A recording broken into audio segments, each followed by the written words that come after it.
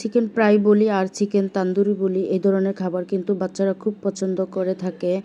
আর বিশেষ করে আমার বাচ্চারা চিকেন ফ্রাইটা অনেক পছন্দ করে। আর বাচ্চাদের কথা চিন্তা করি আজকে আমি চিকেন ফ্রাই তৈরি করেছি। আর চিকেন ফ্রাই তৈরি করার জন্য এখানে আমি চিকেনের লেগ পিসগুলা নিয়েছি। এখানে আমি সব ধরনের মশলা দিয়ে মেখে তারপরে চিকেনটাকে আমি 1 ঘন্টার মতো রেখে দিব। এখানে আমি নিয়েছি আদা রসুন পেস্ট, জিরা, গোলমরিচের গুঁড়া, মরিচের গুঁড়া, তারপরে হচ্ছে সস আর হচ্ছে লেবুর রস, সব কিছু দিয়ে ভালো করে মেখে তারপরে 1 ঘন্টার মতো রেখে দিব।